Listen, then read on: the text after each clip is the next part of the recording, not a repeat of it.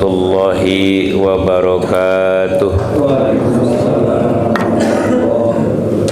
Bismillah, alhamdulillah, wassalatu wassalamu ala rasulillah wa ala alihi wa sahbihi wa mawalah. Qala Allah ta'ala fil Qur'anil Karim wa huwa asdaqul qailin. A'udzu billahi minasy syaithanir rajim. Bismillahirrahmanirrahim. Wabtaghi fima atakallahu ad-daral akhirata wa la tansa nasibaka minad dunya wa ahsin kama ahsanallahu ilaika wa la tabghil fasada fil ard innallaha la yuhibbul mufsidin.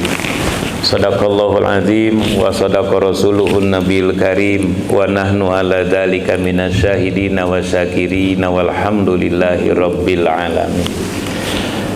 Alhamdulillah, segala puji milik Allah. Rahmat dan salam semoga Allah limpahkan kepada junjungan kita Nabi Yuna Muhammad sallallahu alaihi wasallam, kepada keluarganya, para sahabatnya, para tabi'in, itba tabi'in, hingga umat akhir zaman, dan semoga kita termasuk di dalamnya. Amin ya rabbal alamin. Ibu, bapak, jamaah rahimakumullah. Alhamdulillah, hari ini tepat hari Ahad tanggal 1 Rajab menurut perhitungan miladiah atau berdasarkan hisab tahun 1447. Mudah-mudahan kita sesuai dengan yang diharapkan oleh masing-masing. Bahkan Rasulullah SAW seringkali membacakan setiap memasuki bulan Rajab dengan kalimat permohonan keberkahan. Allahumma barik lana fi Rajaba wa Sya'bana wa balighna Ramadan. Ya Allah, berikanlah keberkahan kepada kami di bulan Rajab, keberkahan di bulan Sya'ban, dan sampaikanlah usia kami hingga bisa memasuki bulan Ramadan. Jadi ketiga bulan ini, Rajab, Sya'ban, Ramadan, walaupun tidak termasuk semuanya kepada yang disebutkan dalam Al-Quran Ashharul Hurum. Karena di dalam Al-Quran Ashharul Hurum itu ada 4, yang salah satunya adalah bulan Rajab, yang 3-nya bulan Dzulqa'dah, Dzulhijjah, Muharram. Jadi bulan Sya'ban dan bulan Ramadan tidak dimasukkan. Tetapi bulan Sya'ban dan bulan Ramadan itu memiliki keistimewaan, memiliki kelebihan dibanding dengan bulan-bulan yang lain. Dalam riwayat, para ulama menjelaskan, bahkan dalam Al-Quran dan hadis juga disebutkan bahwa di bulan Sya'ban, menurut riwayat ulama, itu terutama di pertengahan yang sering disebut nisfu Sya'ban, itu di situ ada amaliyah hamba-hamba Allah atau manusia itu, buku catatannya itu dalam satu riwayat disetorkan atau dilaporkan atau disimpan oleh Allah di Lauh Mahfuz, yang kelak ketika di alam hisab itu akan diperlihatkan. Wa may ya'mal misqala dzarratin khairan yarah wa may ya'mal misqala dzarratin syarran yarah. Makna diperlihatkan dalam tafsirnya itu bukan diperlihatkan seperti kita memperlihatkan buku atau anak-anak kita melaporkan buku rapot, tetapi adalah balasan.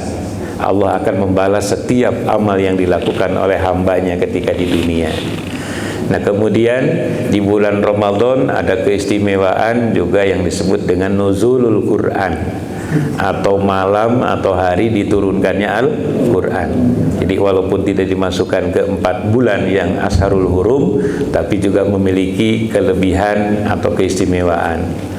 Nah, jadi intinya tiap bulan pun memiliki keistimewaan, hanya yang dijelaskan dalam Al-Quran hanya 4 bulan itu karena kaitan dengan ibadah wajib. Seperti di bulan Rajab itu ada kaitan dengan kewajiban sholat. Kemudian di dalam bulan Dzulqa'dah, Dzulhijjah, Muharram itu seringkali disebut bulan haji atau kewajiban melaksanakan ibadah haji.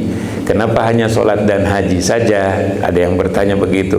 Karena sholat adalah kewajiban harian, sedangkan haji adalah kewajiban seumur hidup satu kali, itu pun bagi yang mampu. Kalau sholat semuanya harus mampu dan tidak boleh ditinggalkan dalam kondisi apapun selama akal dan hati nyambung atau sehat, walaupun fisik tidak sehat. Itulah sholat.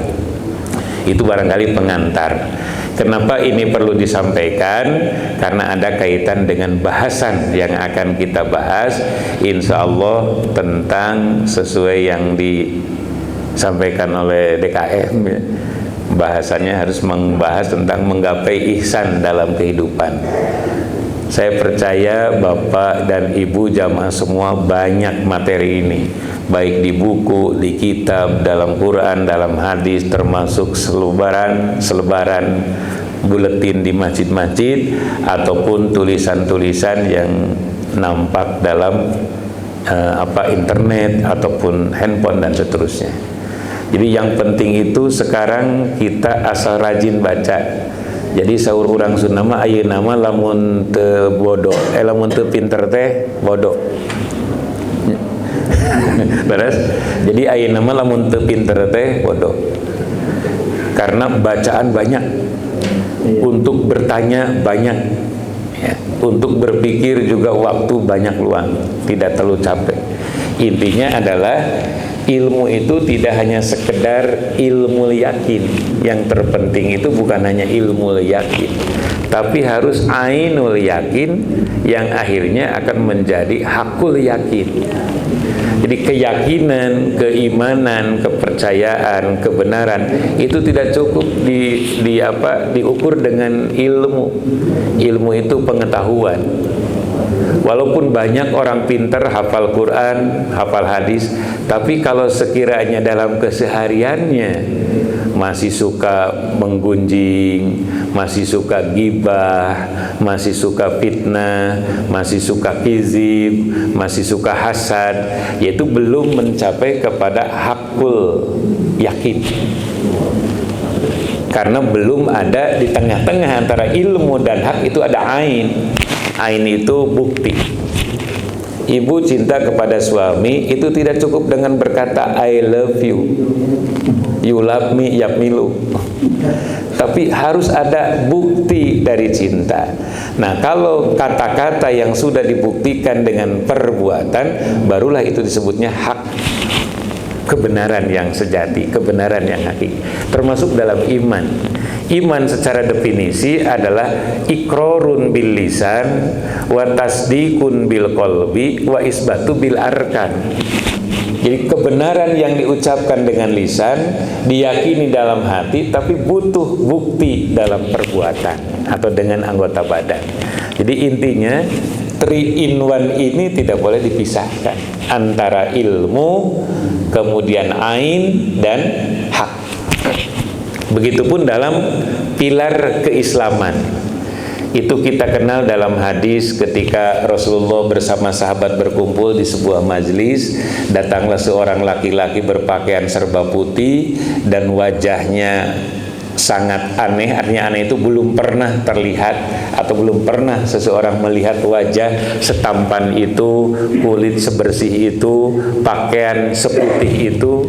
Nah, tiba-tiba orang ini masuk ke dalam majlis itu dan mengucapkan salam, lalu mendekati Nabi, duduk di hadapan Nabi, dan lututnya diadukan dengan lutut Nabi, tangannya disimpan di atas kedua paha Nabi, kemudian bertanya, ya Rasulullah atau ya Muhammad, mal Islam, mal iman.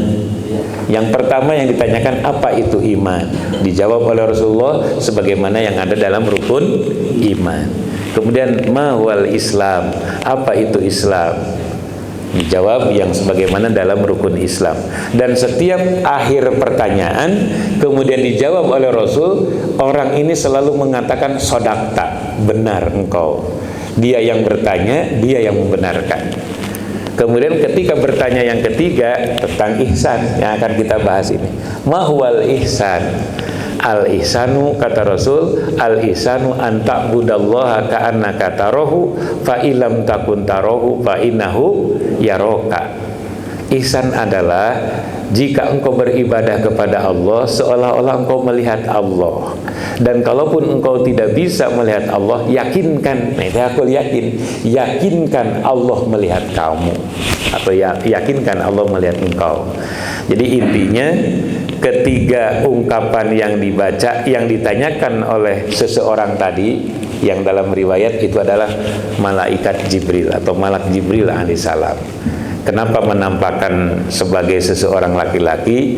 Ya supaya disamarkan oleh Allah, supaya kalau dia menyatakan saya ini malaikat Jibril, coba datang ke sini semuanya, maka dia menyamar, dijadikan oleh Allah sebagai seorang laki-laki.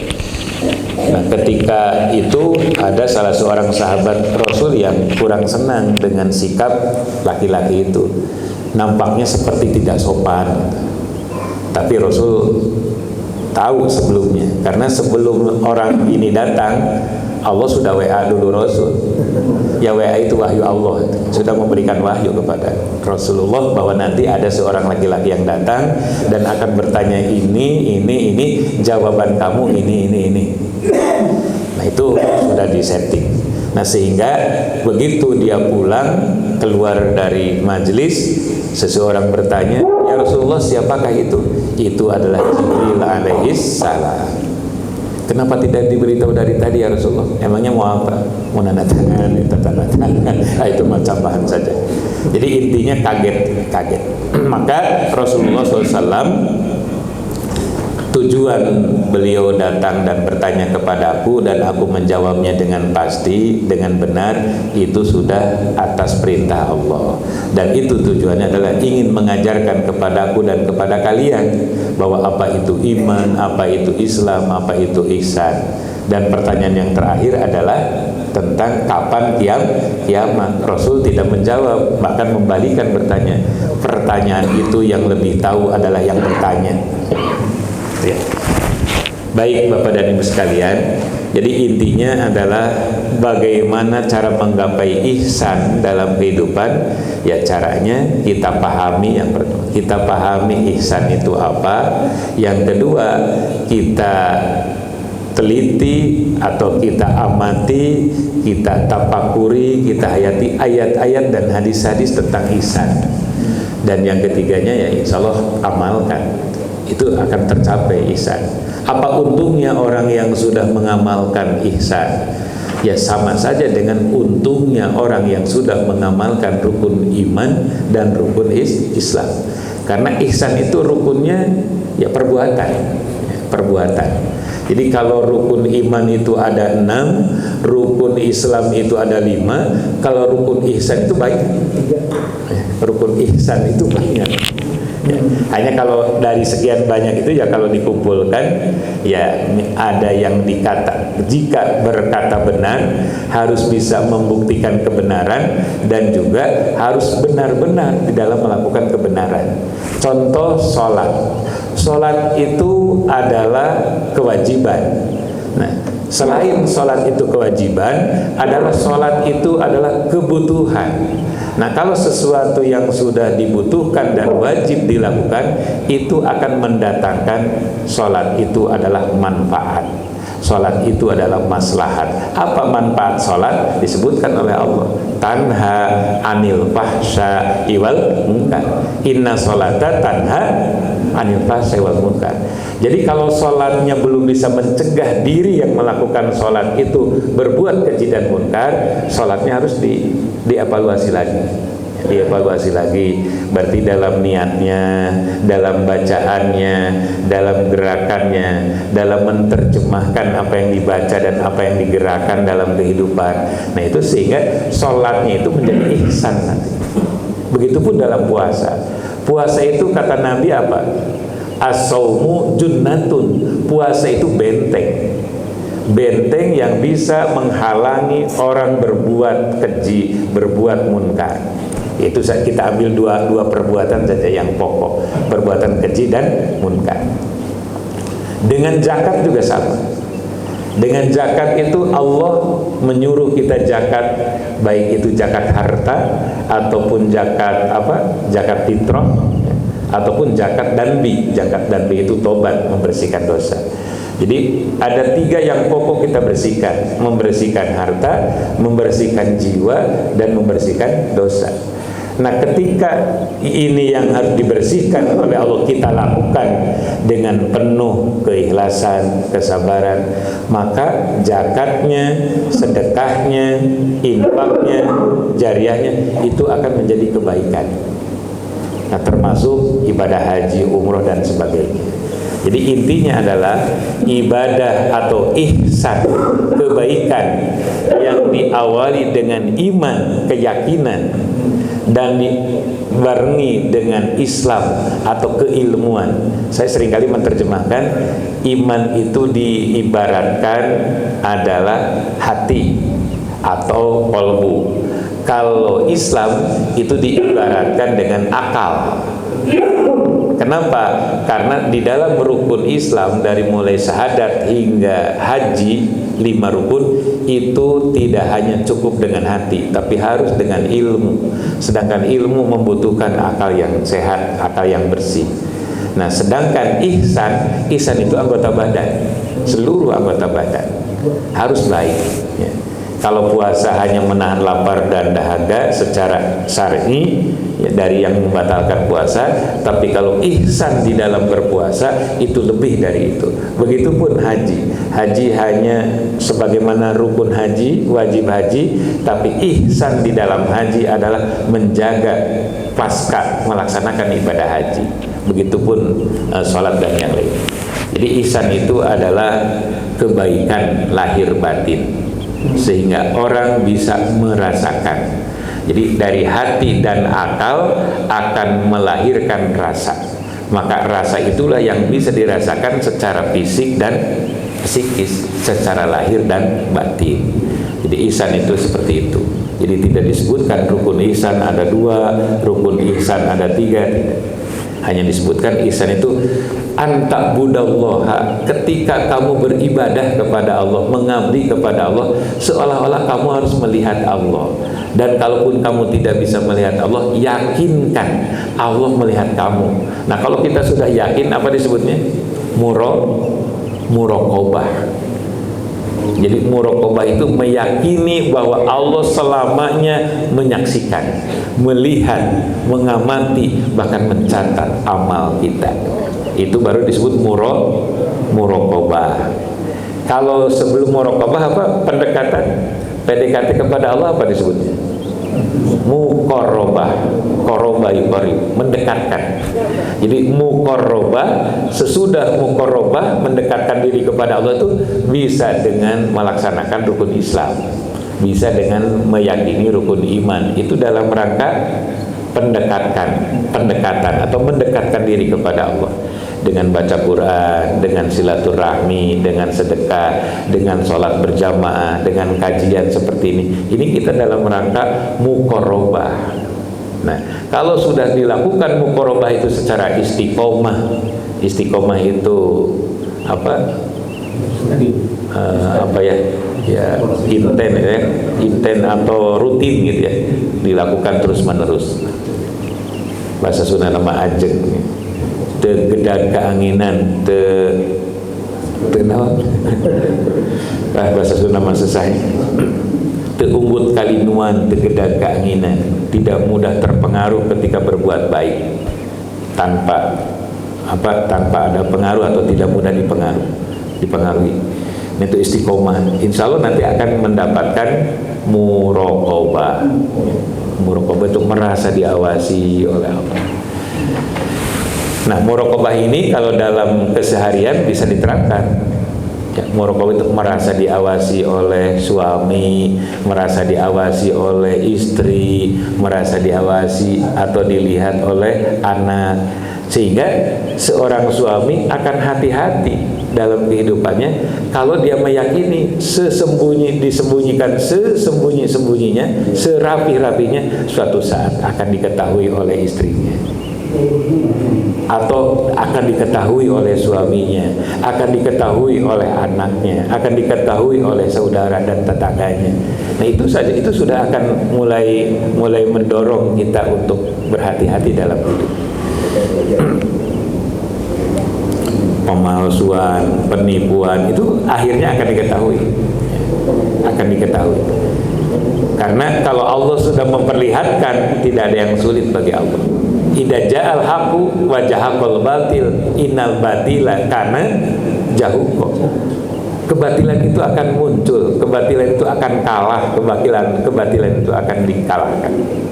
Makanya kita jangan sekali-kali punya pikiran moal anu nyahoeun, tidak ada yang tahu. Ada yang tahu, Allah. Dan Allah nanti akan memberitahukan kepada siapa? Kepada yang berhak tahu apa yang disembunyikan. Itu yakinkan, supaya kita lebih hati-hati dalam hidup. Nah itu namanya menggapai ihsan dalam kehidupan seperti itu. Apa untungnya? Banyak untungnya. Orang yang ihsan itu banyak untungnya. Dia akan jujur, dia akan disiplin, dia akan amanah, dia akan akan banyak disenangi orang, atau orang tidak akan merugikan orang. Pokoknya ihsan itu luar biasa, karena menyempurnakan keimanan dan keislaman seseorang. Nah di sini yang pertama dibatasi saja. Ihsan itu satu, ihsan ke hubungannya dengan Allah, itu ibadah. Yang kedua, ihsan dalam hubungannya dengan diri sendiri, dan ihsan hubungannya dengan orang lain atau makhluk lain, disebutnya amal soleh. Jadi ada amal ibadah, ada amal soleh. Kalau amal ibadah itu kepada Allah.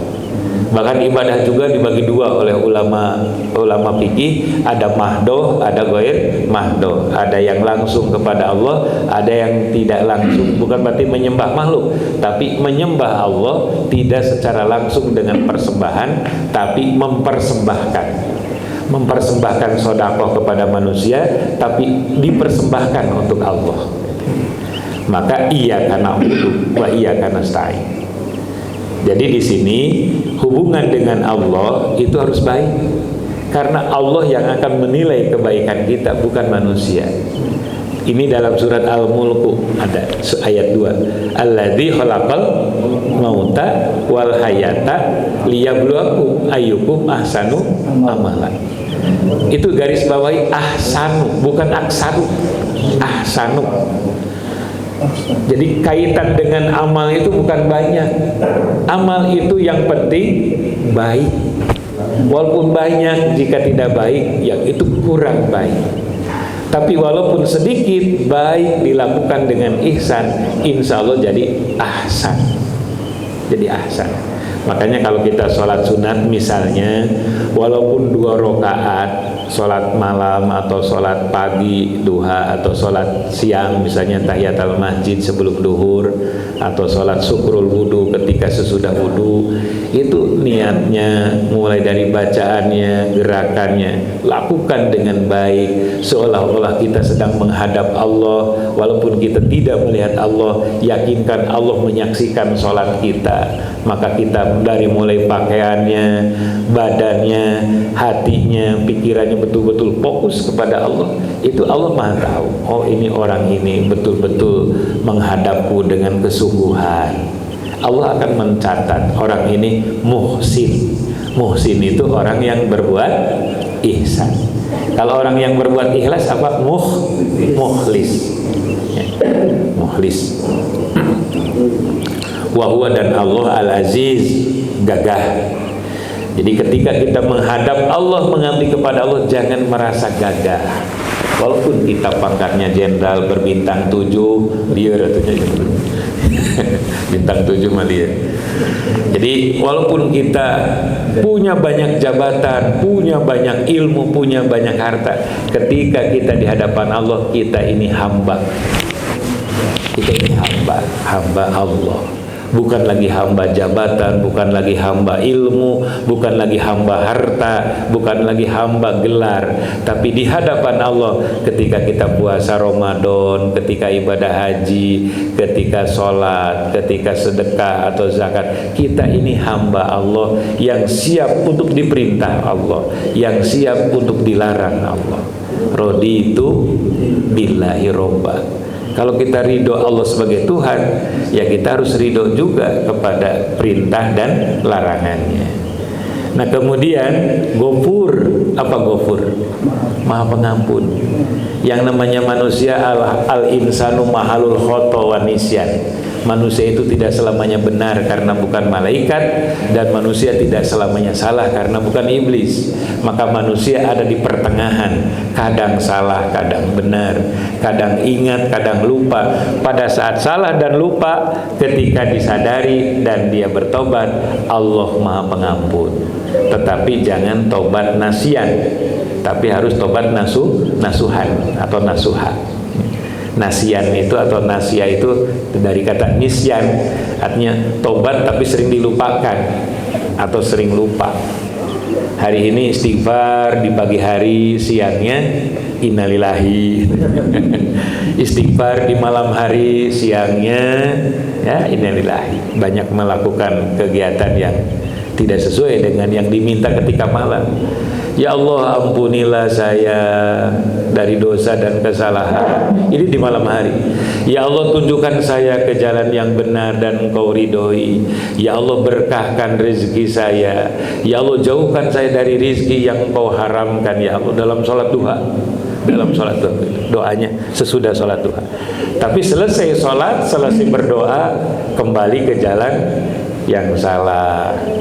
Padahal tadi malam minta, ingin ditunjukkan ke jalan yang benar. Tapi ketika ditunjukkan ke jalan yang benar, belok. Nah ini barangkali yang harus kita ihsan, yang harus kita perbaiki. Termasuk saya juga belum bisa, masih belajar ihsan. Baru Hasan, happy Hasan. Jadi baru Hasan, belum ihsan. Baru ingin berbuat baik atau ya kali-kali berbuat, belum ihsan. Ihsan itu ya sudah tingkat tinggi.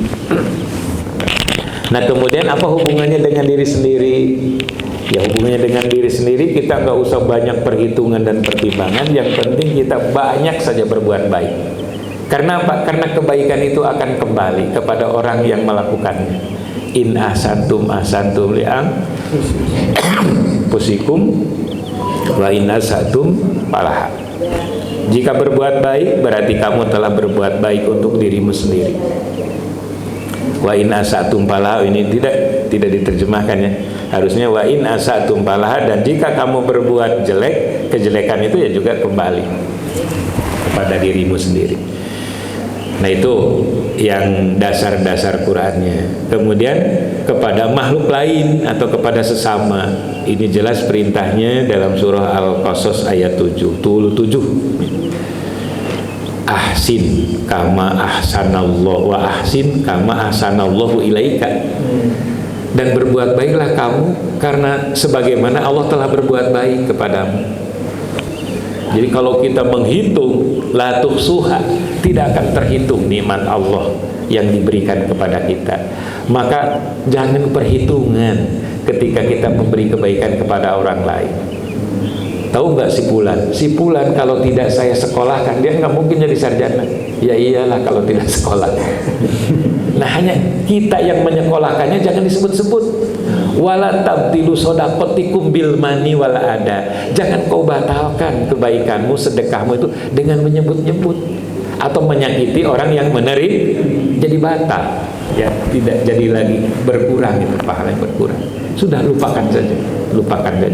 Seperti kita melupakan kesalahan. Ya. Kan harusnya kita kepada kesalahan itu jangan dilupakan, harus diingat-ingat. Yang harus dilupakan itu kebaikan. Lupakan kebaikan, ingat-ingat kesalahan diri sendiri. Kalau kepada orang lain, lupakan kesalahan orang lain, ingat-ingat kebaikan orang lain.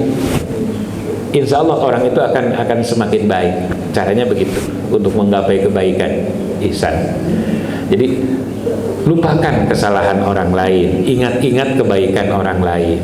Atau sebaliknya, ingat-ingat kesalahan diri sendiri, lupakan kebaikan diri sendiri. Nah, itu akan semakin baik terus.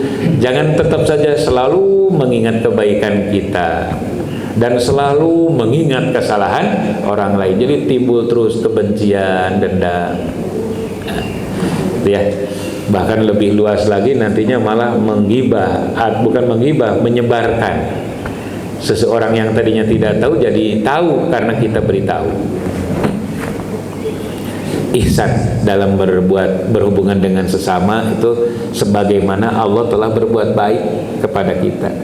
Wala tabgil fasada fil ardi, dan janganlah kamu berbuat fasad.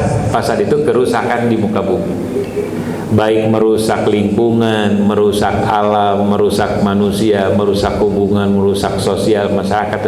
Pokoknya intinya jangan berbuat kerusakan. Innallaha la yuhibbul mufsidin.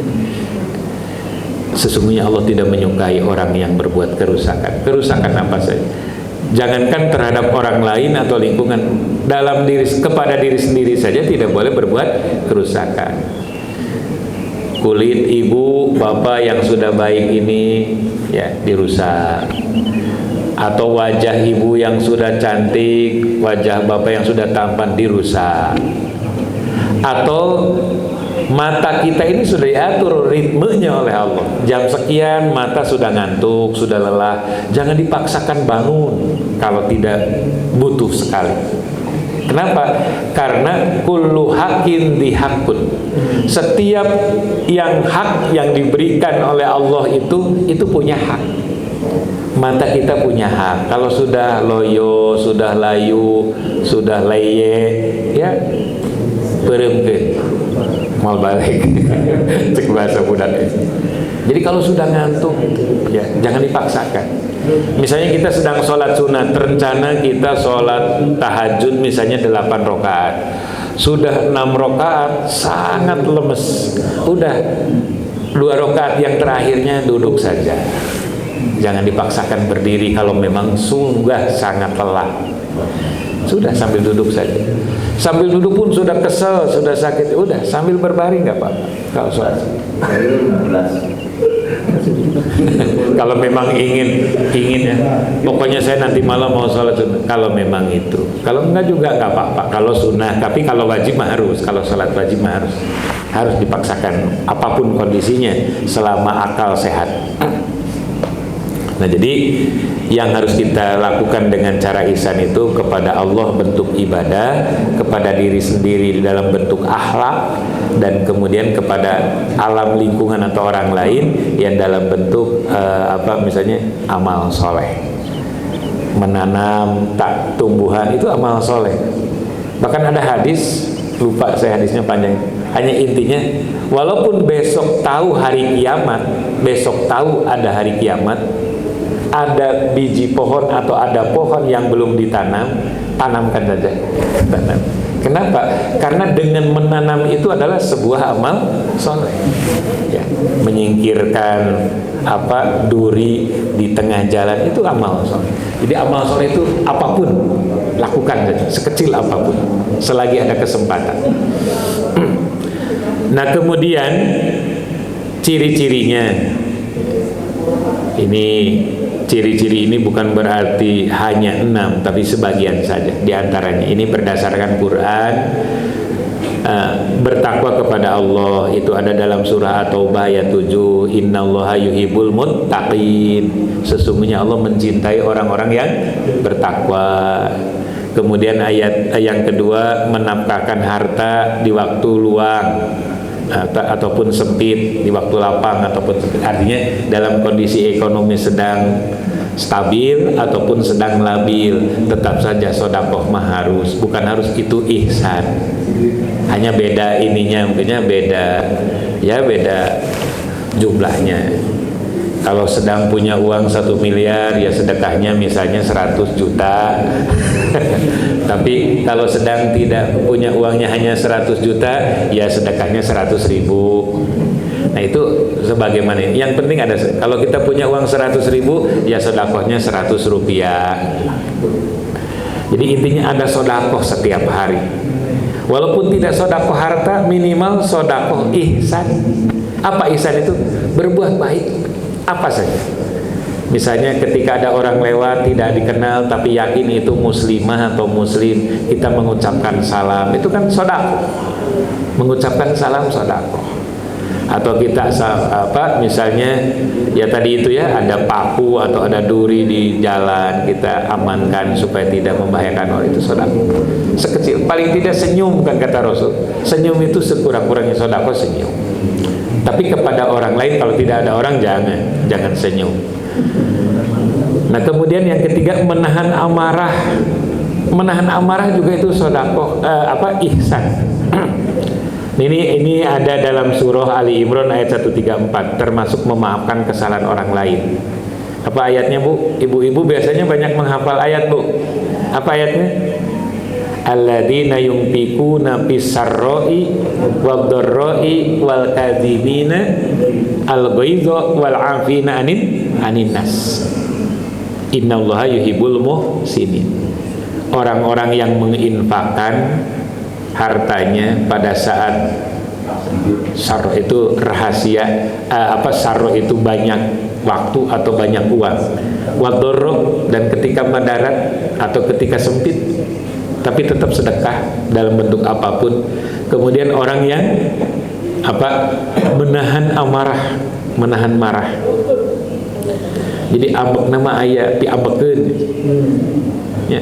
Ibu sabar ketika suami ibu pi ambekeun. Bapak sabar ketika melihat istri pi ambekeun. Nahan ambek, nahan amarah. Atau anak, kalau guru, murid, kalau dosen, mahasiswa, kalau ketua RT, ketua RW, mungkin ada warga nu pi keheuleuh, tapi sabar, menahan marah.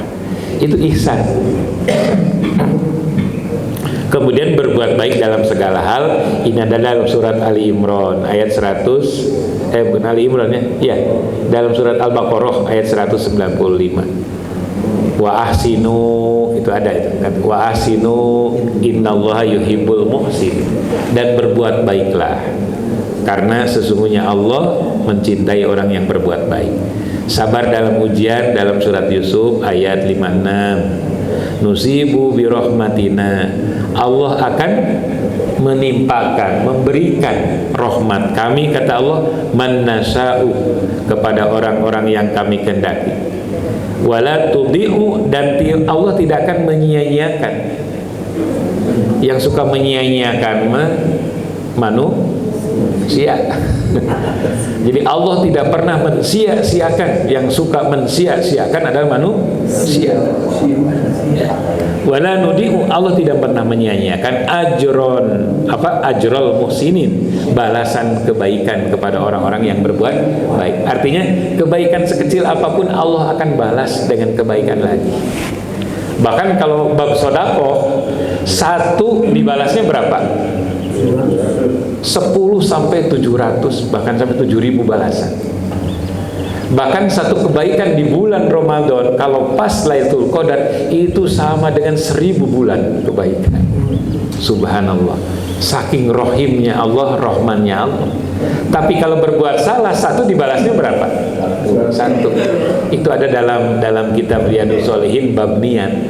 Kalau kita dari rumah niat berbuat baik tapi tidak jadi, misalnya saya subuh besok mau berjamaah, pas kita mau keluar hujan besar, sebesar-besarnya hujan, sampai intinya jalan banjir, intinya tidak memungkinkan kita berangkat ke masjid, dapat pahala nggak? Dapat 1. Kemudian sama niat di rumah, hari ini saya mau mencuri sendal jamaah, kemudian tidak jadi karena sama kejadian hujan besar seperti tadi, dosa tidak? Tidak. Itu hebat adilnya Allah. Jadi kejahatan kalau belum terbukti tidak diberi siksa, tapi kalau kebaikan walaupun belum terbukti karena ada uzur atau halangan masih diberi satu kebaikan. Subhanallah. Nah, ciri yang kelima, ciri dalam hadis, ini banyak hadis, ini diantaranya beribadah dengan penuh kesadaran. Ibu dan bapak sadar ibadah hari ini? Sadar. Artinya sadar itu ya bukan karena dipaksa, bukan karena apalagi memaksa, tapi betul-betul dari kesadaran. Tidak ada pihak yang mengancam. Nah, itu artinya beribadah dengan penuh kesadaran, baik itu kewajiban ataupun merasa kebutuhan. Ihsan adalah kamu menyembah Allah seakan kamu melihatnya, ada hadisnya yang tadi. Yang kedua, berlaku ihsan dalam semua aspek kehidupan. Maksudnya aspek kehidupan di sini, aspek kehidupan apa? Kebaikan atau semua aspek kebaikan? Karena bukan ihsan kalau bukan baik. Pilih anu naros kumal mun maling karena Allah. Niat abi maling karena Allah. Itu bagus kan? Ihsan bukan? Bukan. Atau saya melakukan zina karena Allah. Karena orang zina itu ridho sama ridho. Laki-lakinya ridho, perempuannya ridho. Kan kalau ridho sama ridho boleh, tidak boleh. Kenapa? Karena itu adalah larangan. Jadi walaupun diniatkan baik, tetap tidak baik. Sesuatu yang tidak baik. Wala tubtilu sodakotikum wala talbisul haqqa bil batil. Jangan kau campur adukan yang hak dengan yang batil. Dalam kaidah fikihnya, idza istama'a bainal halal wal haram gulibal haram. Jika bercampur yang halal dengan yang haram dihukumi haram. Tidak boleh dicampur adukan. Kemudian bermanfaat bagi orang lain. Ini sudah hafal ya hadisnya, khairunas anfa'uhum linnas. Sebaik-baiknya manusia adalah yang mau dan mampu memberi kebaikan kepada orang lain. Tidak berbuat dolim, meskipun mampu, ada kesempatan berbuat dolim, tapi tidak mau berbuat dolim. Nah, itu ciri-ciri dalam hadis. Ya, secara umum ini saya tuliskan ada 5 saja. Sebenarnya banyak, hanya diantaranya jika orang itu sholatnya tidak sahun, tidak ro'un, tapi ikhlas, mukhlisina lahuddin. Yang kedua, sabar menghadapi cobaan. Wasbiru kama sabara ulul azmi, sebagaimana sabarnya ulul azmi. Kemudian yang ketiga, menolong tanpa pamrih. Ini pun diperintahkan. Apa dalam Al-Quran itu? Bukan aunullah, dalam hadis. Dalam hadis itu apa? Aunullah bil abdi makanal abdu bi auni ahihi. Allah akan menolong hambanya selama hamba itu suka menolong saudaranya. Kemudian tidak membalas keburukan. Orang lain menjelek-jelekan, dia tidak membalas dengan menjelek-jelekan, tapi dia malah mendoakan, ya Allah, mudah-mudahan orang yang selalu menjelek-jelekan saya Engkau beri hidayah. Ya Allah, mudah-mudahan saudara, tetangga atau orang yang pelit kikir kepada saya Engkau berikan rezeki yang berkah. Jadi mendoakan dengan yang baik. Ya Allah, mudah-mudahan orang-orang yang memusuhi saya, yang membenci saya, Engkau berikan hati yang lembut. Nah, itu ya. Tidak berbuat dolim meskipun mampu. Tidak membalas keburukan. Yang terakhir, dermawan. Kalau laki-laki, ayah pada dermawan. Kalau perempuan, ibu darmawati. Bukan dharma wanita, darmawati. Jadi kalau laki-laki dermawan, kalau perempuan dermawati. Artinya orang yang sok nulung kanu butuh, nalang kanu susah. Insya Allah gitu ya. Insya Allah. Wa ta'awanu 'alal birri wa taqwa wa la ta'awanu 'alal ismi wal udwan. Itu Al-Qur'an. Wa ta'awanu 'alal birri wa taqwa, dan tolong menolonglah kamu dalam kebaikan dan takwa. Wa la ta'awanu, janganlah kamu saling tolong menolong wala ta'awanu 'alal ismi wal udwan, dalam dosa dan permusuhan. Wallahu a'lam. Mudah-mudahan materi yang disampaikan ini bermanfaat, dan bukan hanya bermanfaat secara bertambah ilmu dan wawasan, tapi mampu menggerakkan kita mohon taufik dan hidayah kepada Allah, sehingga dari tahun ke tahun, bulan ke bulan, minggu ke minggu, hari ke hari kita bertambah baik. Amin ya rabbal alamin. Terima kasih dan mohon maaf kalau ada kehilapan. Wassalamualaikum warahmatullahi wabarakatuh.